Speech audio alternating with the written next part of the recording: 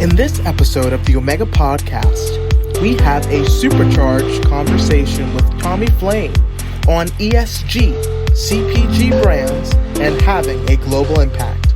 Take a listen. Welcome to the Omega Expert Chat with Tommy Flaim, the founder of Fox & Robin. Tommy, you have created a company with such a global impact to address issues in apparel. What inspired you to start Fox & Robin? Glad to be on the podcast. I started it mainly when I started learning about the humanitarian and sustainability issues that exist within the broader global fashion industry. So that was kind of the initial rabbit hole I went down back in 2013 of just learning about, these humanitarian issues that have persisted over the decades since we've outsourced production overseas. And it's a double-edged sword. There's been a lot of poverty alleviation with the providing job opportunities to low-income, areas of the world, but it hasn't come without its consequences. So I can talk more about that. But that really was the introduction to the fashion space. I'm not a fashionable guy, as my friends will attest to. So my friends kind of find it funny that I'm starting a fashion brand.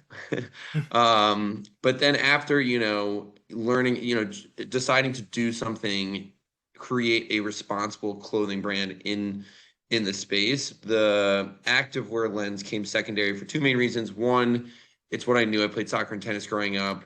I really like sports. I like staying active. So it's what I knew. And two, I think it's a white space. A lot of the ESG focused brands exist in the more streetwear, casual wear space.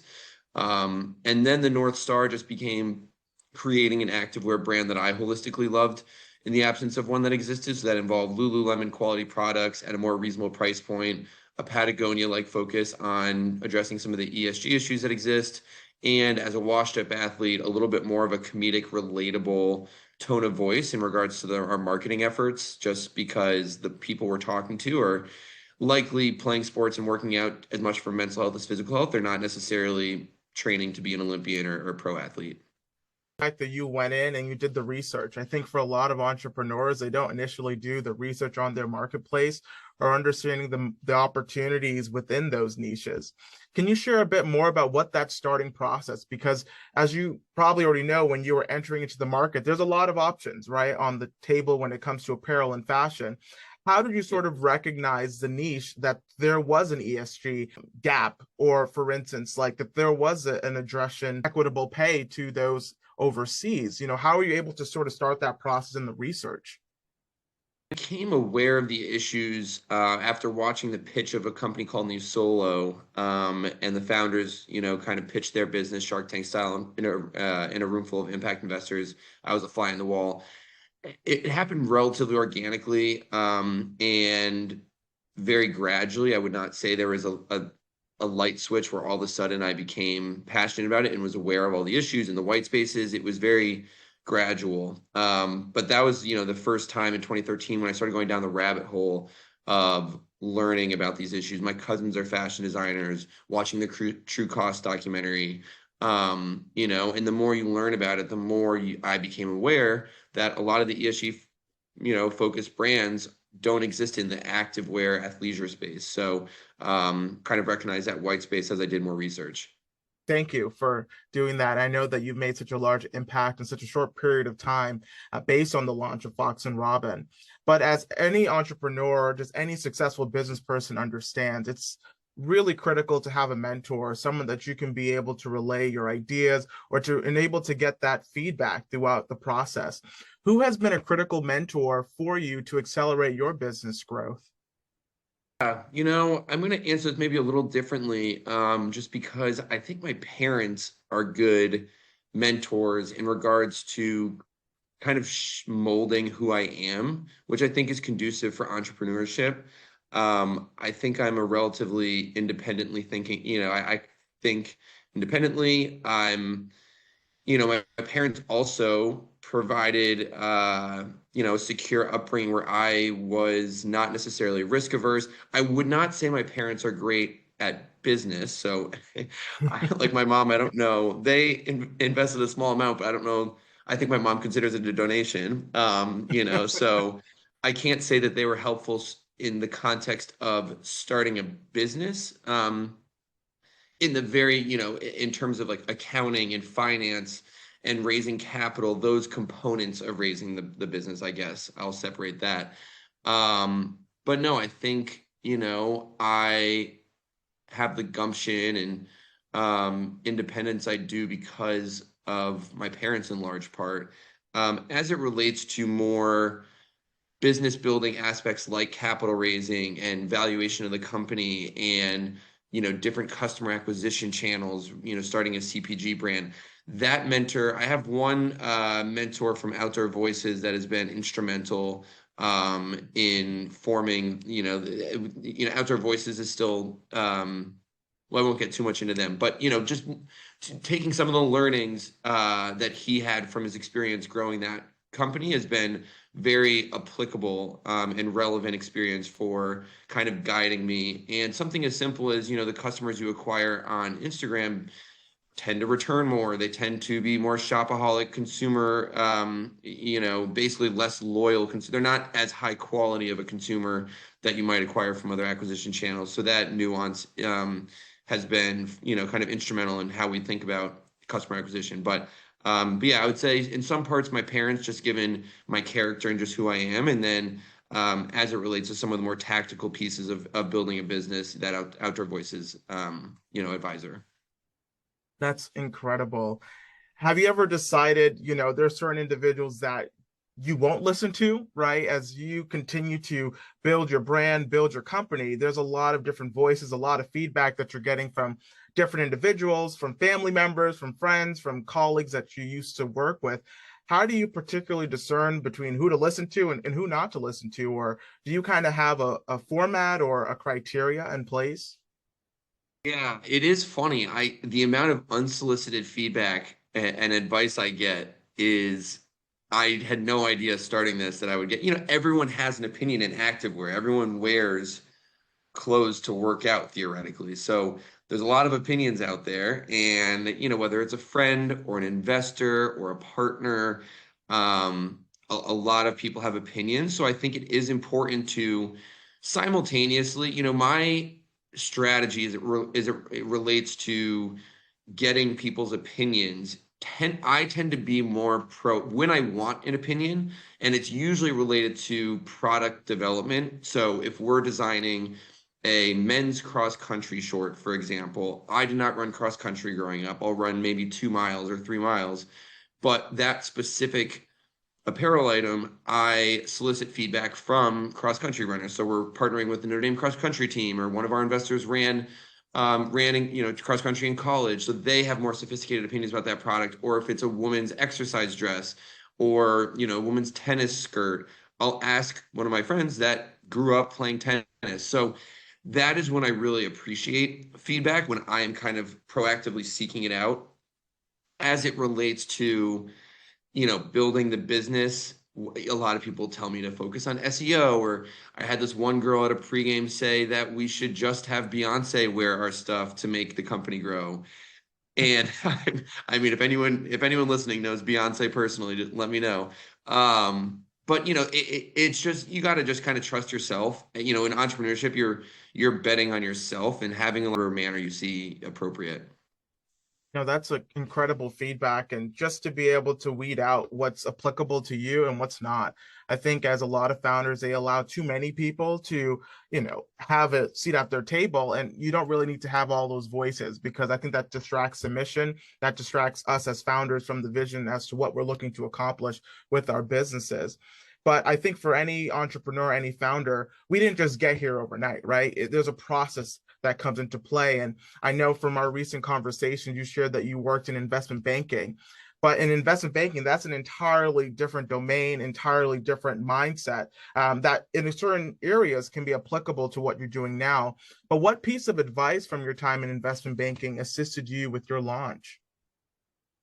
I would say, the more pragmatic applications were simply having the capital in the early days to start experimenting or start building this out. So that, initially it was self-funded. I was able to pay off some of my student loans and, use some of the capital I got from investment banking. It was very much that job was a means to an end.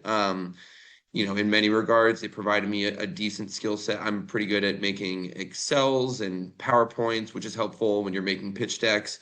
Um, General email etiquette. I think, my time in corporate or, my time in investment banking trained me to be a good corporate America worker. In the context of entrepreneurship, there is a lot of overlap, whether it's creating a pitch deck or sending emails or facilitating partnerships, coming up with pricing structures for the considerations and how to think about margins and profitability and capital raising, speaking the jargon of the finance world can be intimidating just because it's so much industry jargon. So, kind of having confidence in that space when I'm entering conversations with potential investors is also helpful, not feeling intimidated by, what's a valuation cap or a convertible note and how that works and the different classes of shares and all of those more tactical kind of components of building a business. I think it helped build my confidence, my Rolodex. And yeah, like a pragmatic, kind of use case was just having the capital in the early days to start building it out.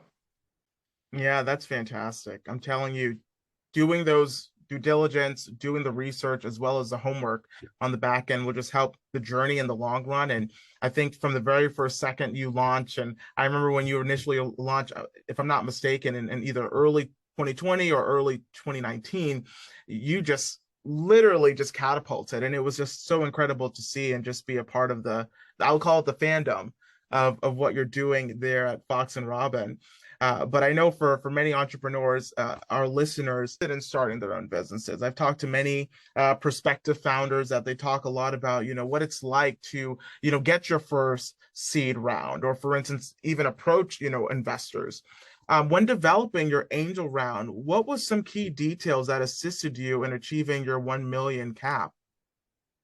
I'll just point out, I do appreciate, the hype around how quickly this has been taking off, and everything is moving in the right directions. But I will point out, especially for aspiring entrepreneurs, I think persistence and patience have been a really important component of building this.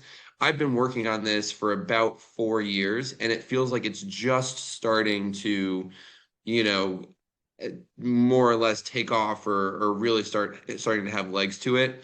So I will just encourage anyone that's considering, the path of entrepreneurship to have that patience, patience, persistence, and conviction with your idea. So there's that. And then as it relates to the capital raising, similar, we're at, I think, about 900K in total amount raised. And that has been very gradual. I have the average check size is about 7K. And our largest investor invested 50K. So it has been many, many conversations. We have, I think, 125 investors. So you can imagine how many conversations, were had to secure 125 investments. But yeah, it has been extremely gradual. I've kind of tried everything under the sun, whether it's, scraping Crunchbase to see what angel investors invested in other CPG brands, tapping my, family and friends network. A lot of our investors are former Notre Dame, friends that I went to college with, or former, workers from investment banking days. And then some investors are from just cold outreach, then asking existing investors to, kind of tap into their networks. Yeah, the 900K raise has been over the course of probably 2 or 3 years, just for context, and hoping to close it out in the next month or so so we can get to the million that we've been trying to get to. But yeah, it has been. I know it might seem like it was done quickly or easy, but it was definitely a tough raise. Yeah, I mean, as any entrepreneur will say, it's never easy getting to the top. There's always a climb. So I think what you're doing at Fox and Robin is so critical, and you have such an incredible team. And I think for many people, they don't often see that it takes a group of people in order to accomplish something of this magnitude. It doesn't just take one person. And I think if it is one person, I would be extremely concerned because you're probably either burnt out or you're ready to give up because it takes truly a village. And I think that that's a saying that many people often reiterate in many conversations. But I think from what you shared prior, I mean, it shares that your family, your friends, the colleagues from your alma mater played a key role in your success. What would you say has been a critical aspect of having a network like that? Has that helped propel, your business forward? Has that, given you the confidence when sometimes you might feel like throwing in the towel? How has that really played a key role in your journey? Yeah, I was actually thinking about this the other day, and I am very fortunate to have a lot of people in my network that are willing to help, are willing to tap into their Rolodex and, put when you introduce someone, you're putting your name on the line. And sometimes those relationships are delicate and tough to navigate. And, choosing when to use up your political goodwill or political capital with someone. But yeah, I would say it has been critical, people, friends, whether it's former colleagues or friends or family members willing to, just really extend a helping hand and open up their networks to myself. So I think I've just been very fortunate in meeting a lot of good people that are, yeah, really excited to help me build this. That's awesome. What is your vision for Fox and Robin in the next year, next 5 years, 10 years, 30 years, when we're no longer on the earth? What is your vision for your business? Yeah, I want to be a force for good within the global fashion industry. I'm not going to say we're a perfect brand because we're not, but we're committed to being perfectly transparent and committing to continual improvement as it relates to, investing in best practices, doing the right thing behind closed doors on a day-to-day basis, mitigating our footprint to the extent possible, given, all of the sustainability issues in the broader fashion industry. So yeah, if I guess I had to summarize, I would say just being a general force for good within a relatively dirty industry would be the general vision. And as it relates to the next year, I mean, right in the next year, I'm a little bit more focused on having some additional key hires. My background, as you touched on, is investment banking and finance. So having someone with marketing and branding expertise is going to be the next kind of strategic hire. So I'm really excited to make that, close out the angel round, potentially launch a round with a VC that we've been talking to. So we'll see, the year plan is probably going to be contingent to some extent on capital, coming in the door. So whether we raise that round in Q1, Q2 of next year with a VC or not, will probably have pretty big implications on what we have the capability of doing. But yeah, just kind of continuing to chip away at it, continuing to build, and ultimately hoping to be a force for good within an industry that's overdue for change. Yeah, and I loved how you touched upon at the beginning of our conversation, making sure that businesses are focused on their corporate social responsibility, ESG focus. How should apparel companies today approach sustainability in their material and or supply chain? If you had a conversation with the CEO of, Old Navy or, for instance, Louis Vuitton, what would be that initial conversation? And how would that sort of align with those supply chain metrics that you shared prior? Yeah, I mean, there's no silver bullet. I mean, it really is just across different touch points, just doing the right thing. And we use plastic-free packaging. It is tough when you're dealing with Old Navy and these C corps. I mean, they legally exist to optimize for profit, so their hands are tied behind their back to some extent in regards to what they can do on the sustainability front, and advocating for higher pay of factory workers that just, objectively would hurt their bottom line. So it is a little bit tougher for C corporations to enact more significant change. But I would say this, I remember hearing about a company that is ESG focused. I won't name them, but they would ship their stuff from Southeast Asia in plastic poly bags And then at the warehouse, they would take off the plastic poly bag and put it in eco-friendly packaging. So now they've used twice as much packaging as they otherwise. It would have been more environmentally friendly for them just to have left it in the plastic packaging. So, I'm sure most companies don't do that, but I would just say like doing the right thing behind closed doors. It's not as simple as saying, oh, you need to invest in, you know, X, Y, or Z, or you need to do plastic-free packaging. For us, we invest in durable, high-quality products. That's one of the biggest things you can do as a consumer to mitigate your footprint is just investing in really durable, high-quality products. And as brands, providing them with quality products made to last. And, there's so many different things you could do, whether it's we purchase carbon offsets for our shipments to make them carbon neutral. We use algae ink on our packaging, which is carbon negative as opposed to petroleum-based inks.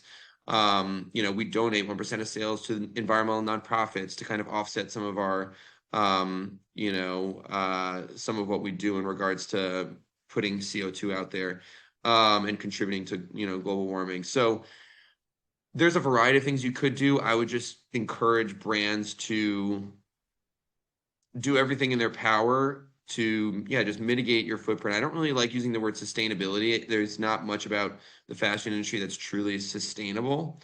But mitigating your footprint to the extent possible and being very transparent with your various stakeholders, I think would be my advice. Wonderful. Is there any final comments or remarks that you want to leave our listeners with?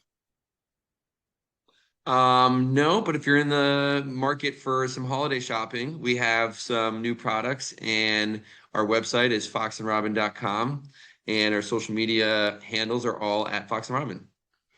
Awesome. Well, thank you, Tommy, for being on the Omega Expert Chat.